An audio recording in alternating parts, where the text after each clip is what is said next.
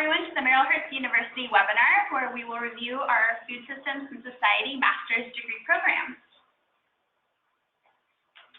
During today's presentation, you'll enjoy hearing from Sean Gillen, Assistant Professor of Food Systems and Society, as well as our Program Coordinator, Emily Burrell.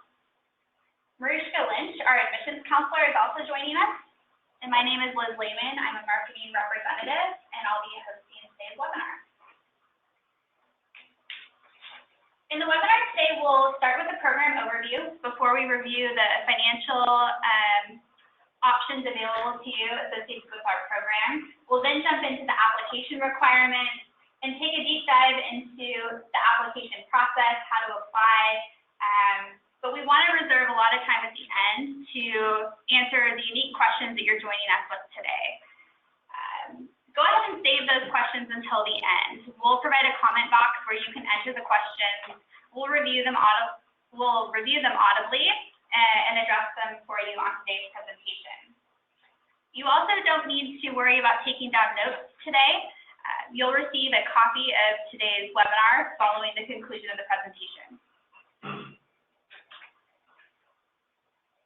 So let's jump into the program.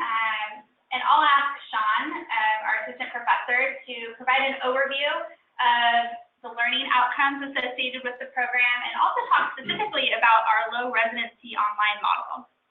Great. Thanks, Liz. Welcome to all of our attendees. My name is Sean Gillen. As Liz said, I teach in the Food Systems and Society program.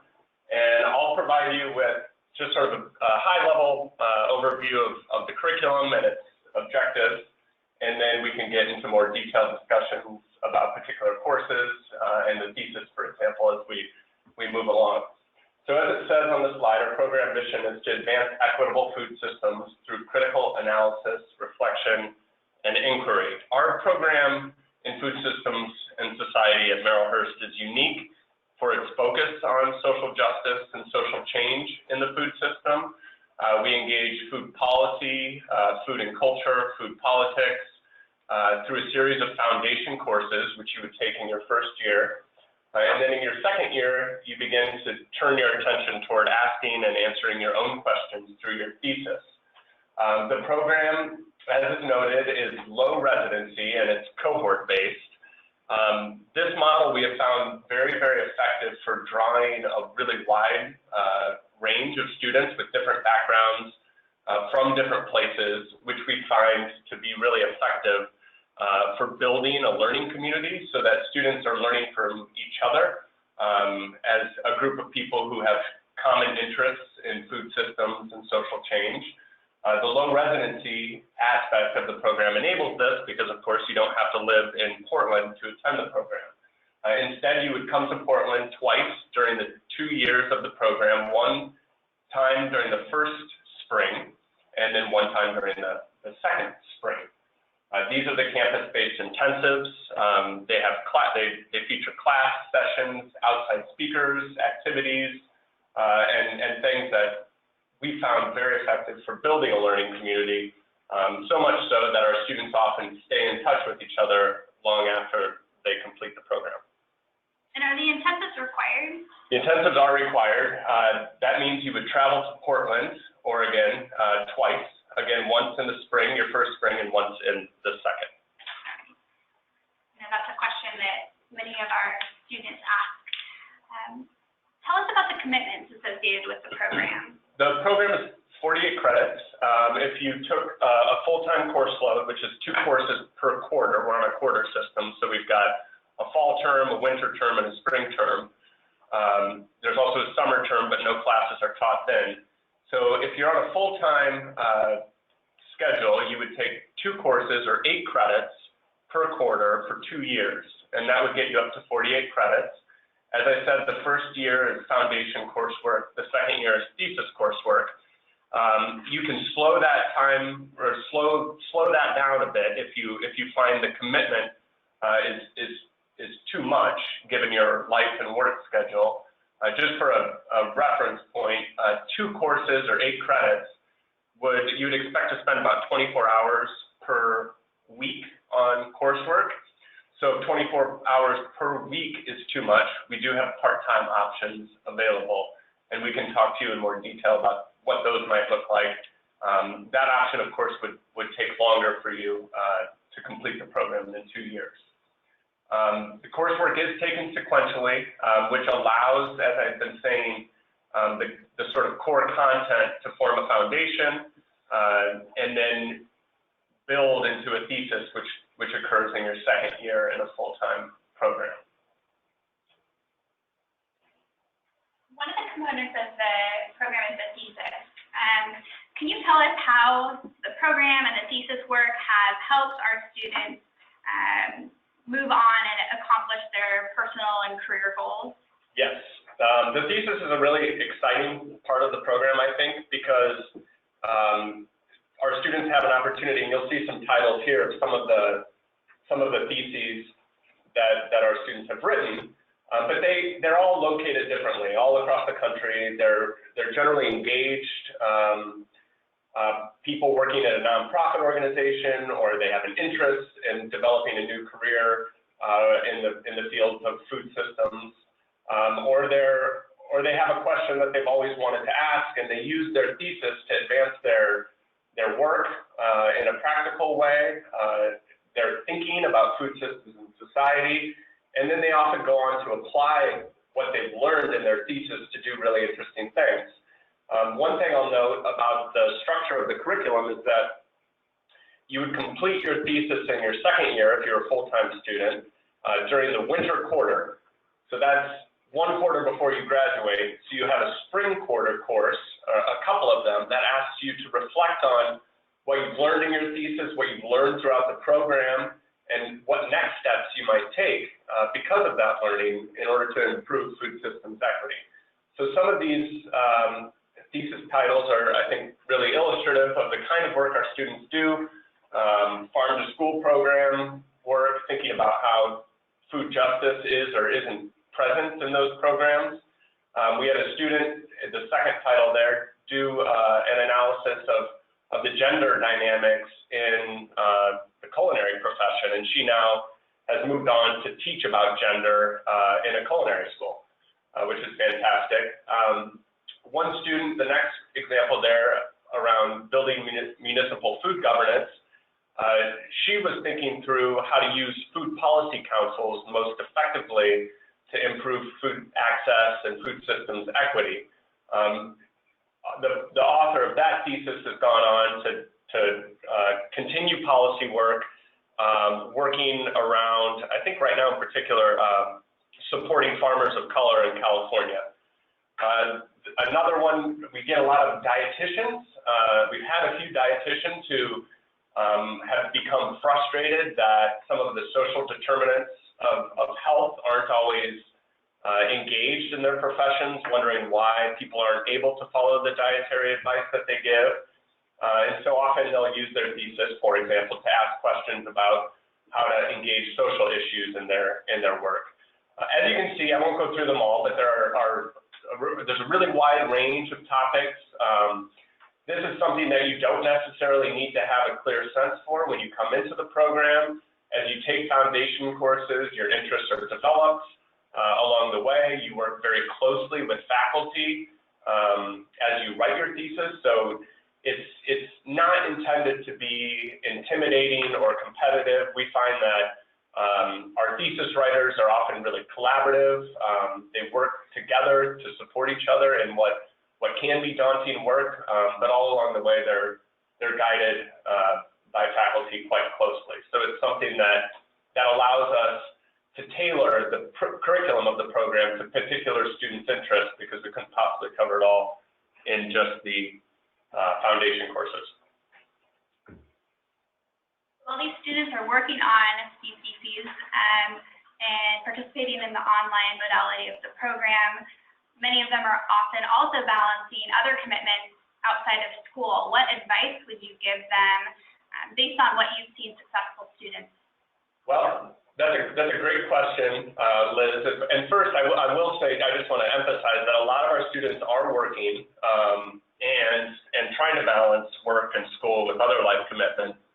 And this often enriches their studies because they've got engagement in the food system through their work, but it can make it more challenging. And I think to be a successful online student, you have to be very effective in managing your time. You have to be self-motivated. If you need assistance with course concepts or the learning platform or anything, it's important that you reach out right away so that you don't fall behind. As I said, our students, we found, develop really strong learning communities in this cohort model, and that enables them to support each other. It's obviously not required, but we've been happy to see that students do that. But ask questions, managing time, and then making sure to engage your colleagues so that they can support you and you can learn from them. So as you're considering this graduate degree program, you'll also want to consider the financial resources available to you. Rishka, do you want to speak about the financial options available exclusively to Merrillhurst University students, namely some of our scholarships? Yeah, we actually have a few scholarships still open for this year. We're still accepting applications for the program. So if you are interested to start this fall, I am happy to get you through the process and help you get that started and also start your financial aid. We have a few scholarships that are about $1,000 a term, so about $3,000 a year. They're still open, which is a great chunk out of your full tuition. Tuition is $628 per credit, and typically we have actually not increased it for the past 2 years, which is unheard of in higher education. So we really want to try to help our students keep their costs down and help as much as we can. We have federal loans available for the rest.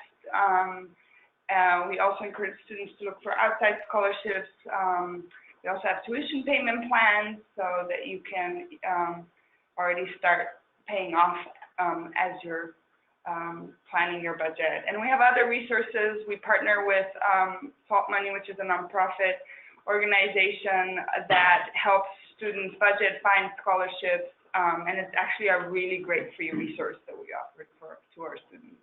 Yeah, Merrillhurst is really committed to the financial literacy of our students. So our financial aid department exists to support you. We want to talk to you about it and work with you to accomplish this goal. So application requirements. Rishka, what should a prospective student expect to submit to us? And what does that application portal look like? What can they expect to experience? So our application is online, and like you said, it's a portal, which means that you create login, and then you can slowly get through the application, so you don't have to do it all at once. You know, life happens sometimes, and you have to log out and log back in, which is totally fine. We do encourage that you do it fairly soon now, because we're less than 2 months away from fall, if you can believe it. We require official transcripts from the college where you got your undergraduate degree. You're welcome to share other transcripts, especially if they would speak to your interest in food or nutrition or social justice. It's helpful to see that to our faculty making the decision. A resume, a statement of intent, and a writing sample. Your writing samples can be something you've written already. I encourage you to do something that you've spent some time on that has academic resources so that they can see that you know what it means to construct an argument and find resources to support it. And it doesn't have to be very long, 5 to 8 pages. You can write a new one if you want, but if you have something already, especially if it's on the theme of food or social justice, that would be my recommendation. 2 recommendation letters are required. They don't have to be academic. We know that some of our students actually have been out of school for a while, so that would be kind of hard to get and not very helpful. So professional references are definitely something that you can include. And you'll request those through the system, so your recommenders don't have to even find a stamp. They just follow a link, fill it out, and they're done. Sounds simple. Yeah. And I want to add here, a lot of our students will ask if there's any kind of disciplinary background that they need to be prepared for the program or be admitted into the program. And I just want to emphasize that we really accept and hope to get people from a really wide variety, excuse me, of backgrounds. As I said, we've had dietitians, we've had people really focused on policy, we've had people working in the nonprofit world as food system activists and advocates. I think any of those backgrounds can really enrich the experience of the whole cohort because our students then see things from multiple perspectives. And we work with you wherever you are to bring you up to speed on food systems and society from primarily a social science perspective. But I just wanted to welcome anybody with any kind of disciplinary background into the program. And admission interviews with program faculty are a great way to get to know one another. What's the timeline for that? Scheduling that and starting the program. They can start as early as September, is that right? Yeah, so once a student's application is complete, we invite them to schedule their admissions interview online at a time that works the best for them. And they can schedule or reschedule as needed. And once that happens, the process moves fairly quickly and a decision is usually made within the week as we're reviewing applications on a case-by-case basis at this point. Once you start your application online, can you come back and finish it, or does it need to be tackled all in one sitting? Oh, no, you can come back when you have time. Okay. It's a portal that you log in, you create login information, so it's easy to come back. Okay. Wonderful. Now many of our students are asking about that. So with the rest of our time today, let's open it up for questions. I know many of you joined the webinar today with specific questions in mind. Go ahead and use the question box associated with this webinar and enter them now. If you have questions specific to your unique circumstance, we want to hear those. We may not address them audibly on the webinar for everyone to hear, but Mariska will follow up with you at the conclusion of today's presentation, and you can have a conversation one-on-one. But we'd love to hear and address the questions and the work that you're eager to pursue in your local community. We'll open our questions here.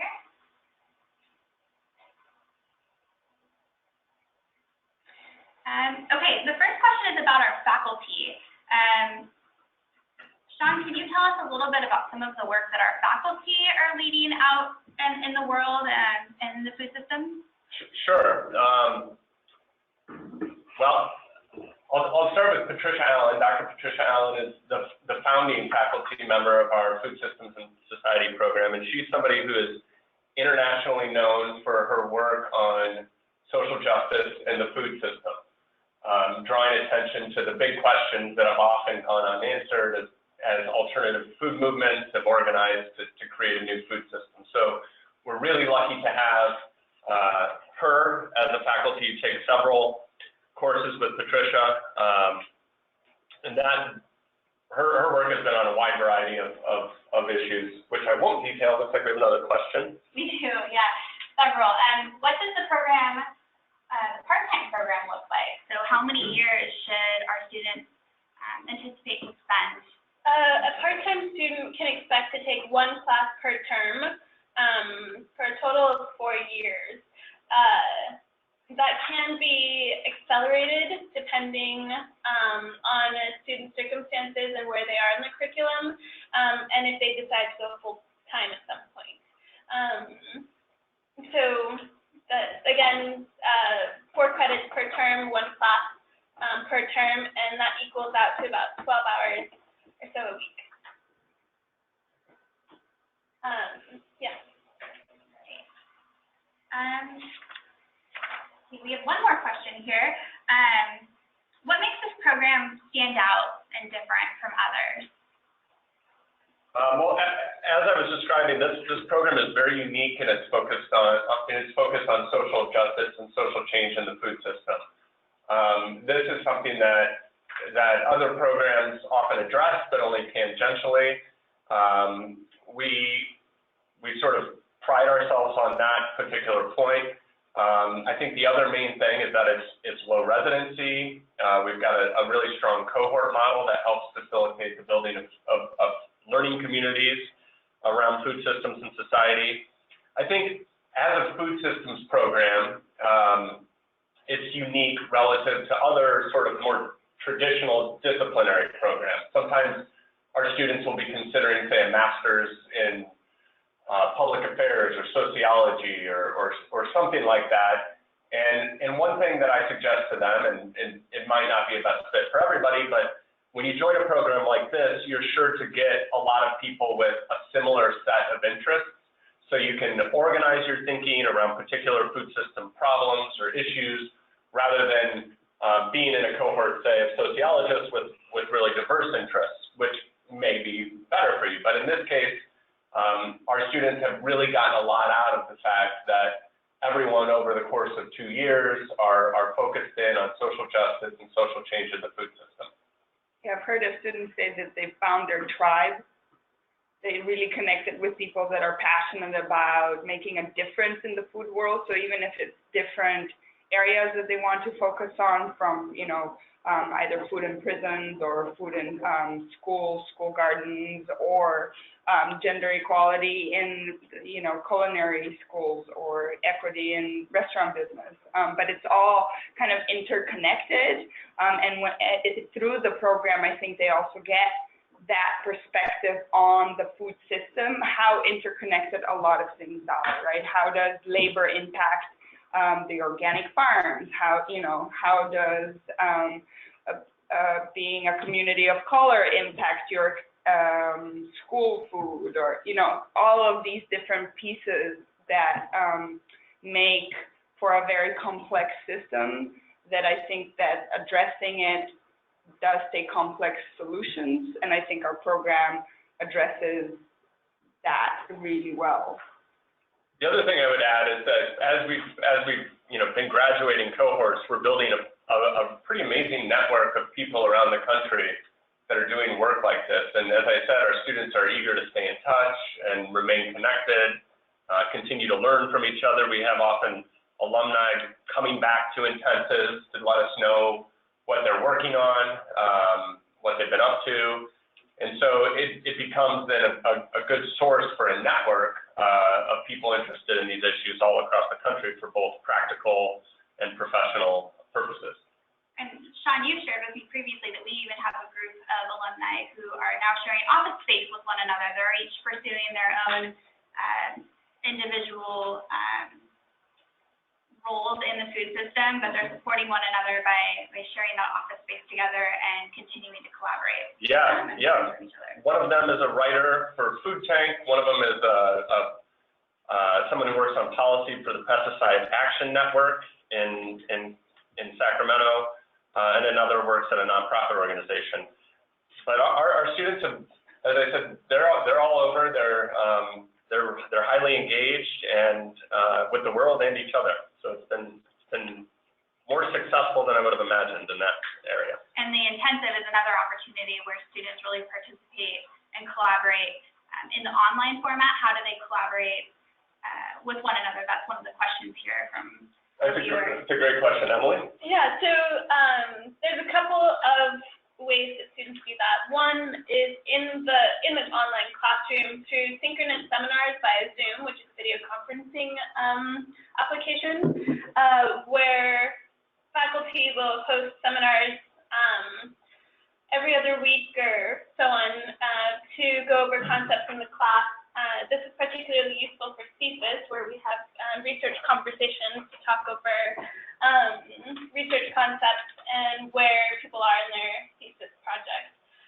And then students have informal networks, and that might include, we have a group of students, I think, that uses WhatsApp as a cohort, so they have a group in WhatsApp that they use. There's also a Facebook group for students, current and alumni, students of food systems and society. And then we're working on some activities through our Scholar Activist Collaborative, which is a group of new, current, and past students where we might meet online through video conferencing to discuss other topics and issues related to the food system or working in the food system. So those are some possibilities. We also have one-on-one faculty student advising via Zoom. So you can schedule time with faculty in their office hours, in their online office hours that way as well. And then the other question was how many students on average in the program every year. Each cohort is between 12 and 15 students, although we've run cohorts with between 8 and 10 as well. And do graduates have success finding jobs with the degree? Because this is something that a couple of our listeners want to know about. I know we have a lot of examples. Yeah, they have had a lot of success. They're all very different, of course. Some of them come in with jobs, looking to enhance the work that they're already doing. Some are looking to change career and find a new job in this field. But there's some examples I can give you. For example, I had one student write a thesis on food systems in prisons, which Marushka, I think, just mentioned, and she wound up working at a prison in a prison garden, trying to use that garden for rehabilitation. We have a woman who I think just got an award from the University of California, San Diego for, I don't know, Employee of the Year or something for having developed work around healthy food initiatives in low-income urban communities. She wrote her, thesis on that. We also had a group of students published in an anthology. Oh, right, recently, yeah. About food systems. I forget who published it, but that's coming out soon. We had a woman get an internship with the UN Food and Agriculture Organization. We've had, I think, fairly good success. Of course, it depends on the student, their interest, their topic, but we really encourage our students to use the time in the program to explore their interests, to develop a set of goals for themselves, to use their thesis, their interaction with faculty, their engagement in the program to send them to the next place. And they've supported each other in that as well. And of course, faculty are always here to guide you through to the extent we're able. We have another prospective student that would like to know about our collaboration with food programs and other universities. Yeah, we don't have any formal collaborative programming with other institutions, but Patricia and I are very engaged with the world of food systems and society through other universities. We're also members of the Oregon Food System Network, and of course are in conversation with food system practitioners and scholars and invite those people to our program. If there's a more specific question in there that I missed, I'd be happy to follow up. Right. I think that addresses all of our questions so far. If you haven't submitted a question but you think of one, you're more than welcome to connect with admissions. Marushka is here to support you, and she'd be more than happy to have a follow-up phone call.